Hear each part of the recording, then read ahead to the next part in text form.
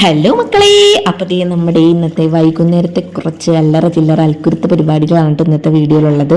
നല്ല മുഴുത്ത വണ്ടക്കം ചെമ്മീനാണ് തീർച്ചയായിട്ടും മേടിച്ചിട്ടുള്ളത്. പക്ഷേ കുറച്ചും കൂടെ ചെറുതായിട്ടുള്ള തെള്ളിച്ചെമ്മീനാണ് ഇതിനേലും ടേസ്റ്റ് ഉണ്ടാകുക. എന്നാലും പോട്ടെ, നമുക്കിത് വെക്കാം കേട്ടോ. അപ്പോൾ ഇത് ഒലത്താനും ഉണ്ട്. ഒലത്തെന്ന് വെച്ചുള്ളൊരു ഇങ്ങനെ ഒരു ഡ്രൈ ആയിട്ട് ഒലത്തണം. അതുപോലെ തന്നെ കറിയും വെക്കണം. മുളക് ചാറാണ് ഒന്ന് വെക്കാനായിട്ട് ഉദ്ദേശിക്കുന്നത്.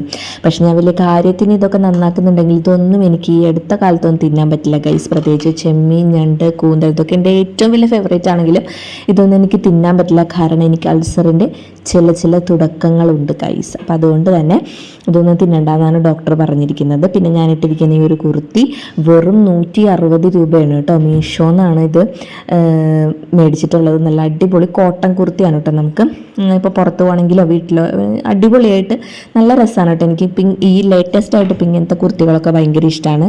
അപ്പോൾ അതേ നമ്മുടെ ചെറുപയർ പാല് പിഴിഞ്ഞ് ഒഴിച്ചിട്ട് കറി വെച്ചതായിരുന്നു രാവിലെ ഉണ്ടായിരുന്നത്. പിന്നെ ഇന്നലത്തെ ഒരു ചാളക്കറി ഉണ്ടായിരുന്നു.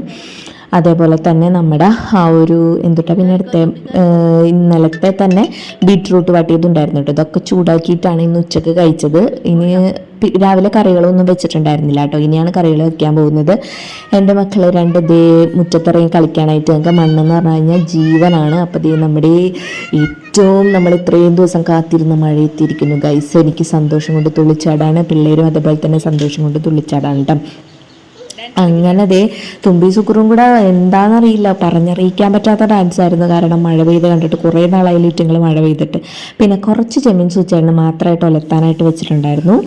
അതൊന്ന് മുളക് പുരട്ടി ഒന്ന് വറുത്ത് വെച്ചിട്ടുണ്ട്. പിന്നെയും ഇപ്പോൾ എന്നിട്ടാണ് സവാള, വെളുത്തുള്ളി സംഭവങ്ങളൊക്കെ തക്കാളിയൊക്കെ ഇട്ടിട്ട് നമുക്കൊന്ന് ഒലത്തിയെടുക്കാം, വരട്ടിയെടുക്കാം. പിന്നെ അത് 2 മുട്ട പുഴുങ്ങിയത് പിള്ളേർക്ക് കൊടുക്കുന്നുണ്ട് കേട്ടോ. മുട്ട പുഴുങ്ങിയത് എല്ലാ ദിവസവും ഓരോന്ന് കൊടുക്കാറുണ്ട്.